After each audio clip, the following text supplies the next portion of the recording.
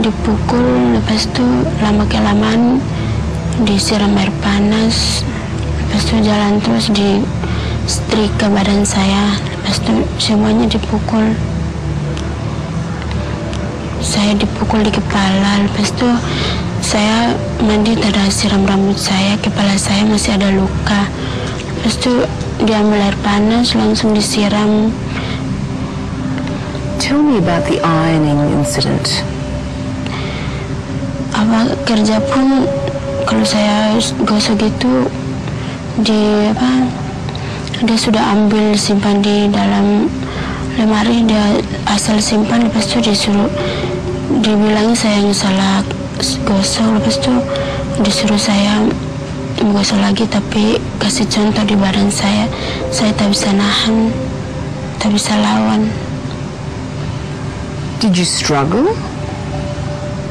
Saya rasa kesakitan dan panas, tapi gimana saya tak bisa lawan. Kalau saya lawan dibuat lagi, kalau saya nangis pun dipukul lagi, digosok lagi. Did you tell anyone about the abuse? Tidak ada.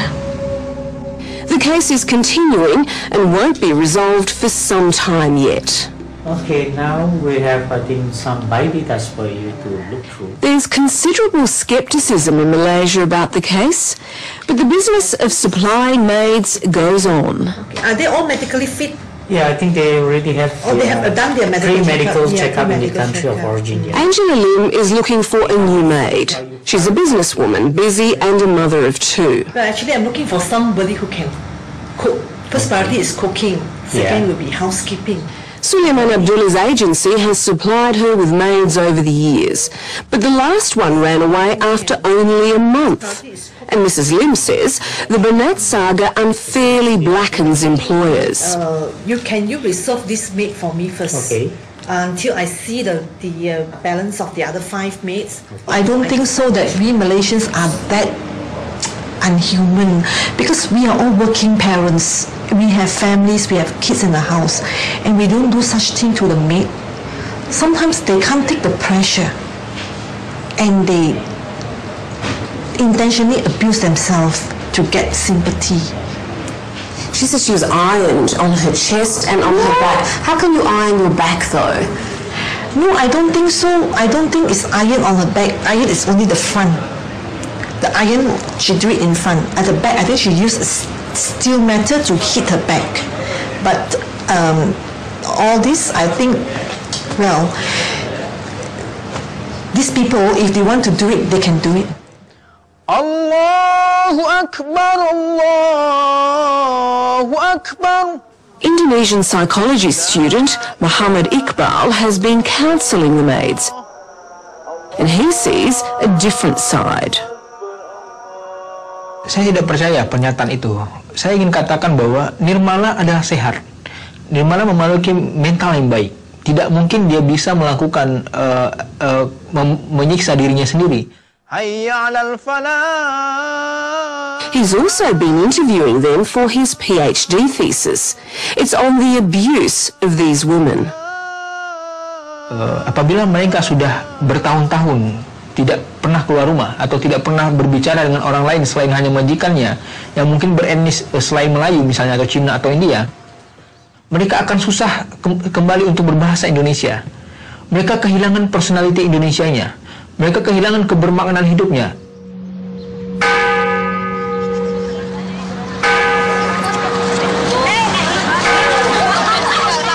It's Sunday morning and no wonder the Filipino maids are happy.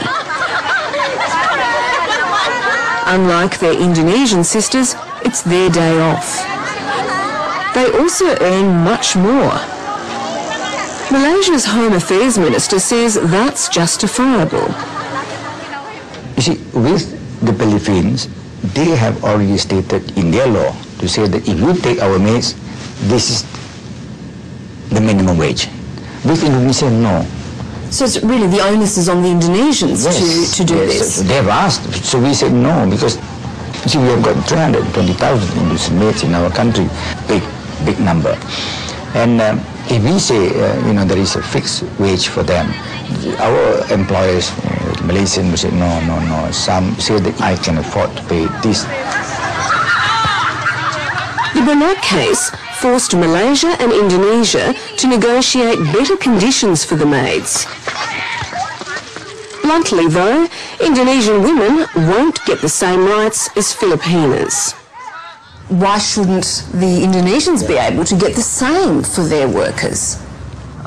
Because the quality of our maid and Filipino maid is different. The Filipino, they speak English.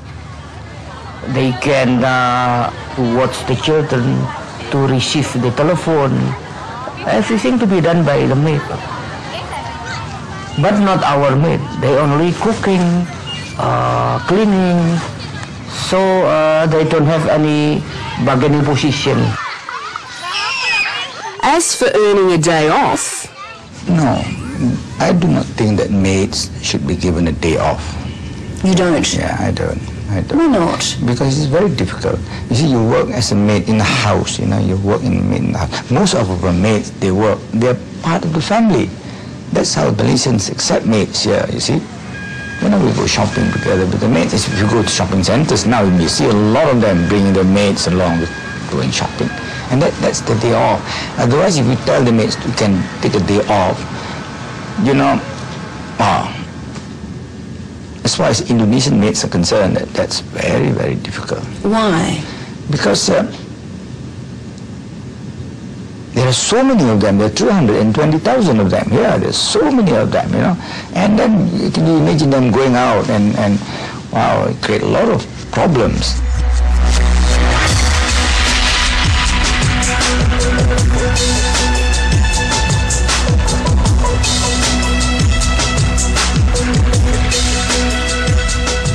Indonesia could do much more to protect its citizens.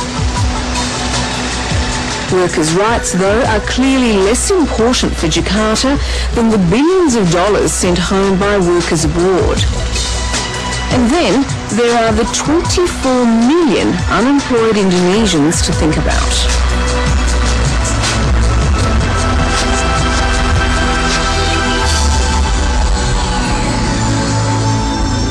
So there's not much prospect of change, not least because changing the national psyche may prove difficult. Malaysian government policies favouring ethnic Malays has created deep resentment among other races. The rash of maid abuse cases highlights a behaviour called compensation, where some employers, unhappy with the system, take it out on their maids. Psychologist Muhammad Iqbal has been investigating this issue. Teori kompensasi di Indonesia mengatakan bahwa apabila kita tidak senang atau tidak suka marah kepada seseorang dan kita tidak bisa meluahkan atau mengungkapkan kemarahan kita kepada orang lain dan kita melihat orang lain di samping kita, maka kita akan dapat melimpahkan kemarahan kita kepada orang lain tersebut. Nah, ini menunjukkan sebenarnya kalau kita menganalogikan kasus kenapa banyak majikan yang beretnis Cina melakukan kekerasan terhadap pembantu rumah Indonesia.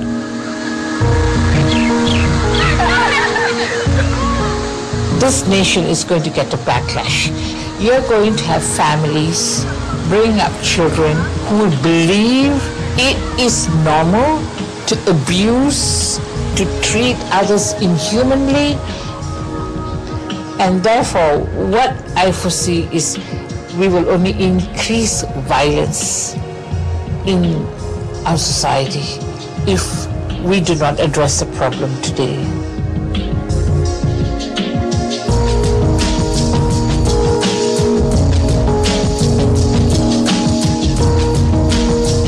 Had these maids ended up in Singapore, Taiwan or Hong Kong, they would have been better protected by the law.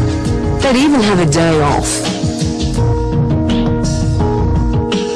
Ironically, it's in the comfort zone of a like-minded country that they've suffered the worst betrayal.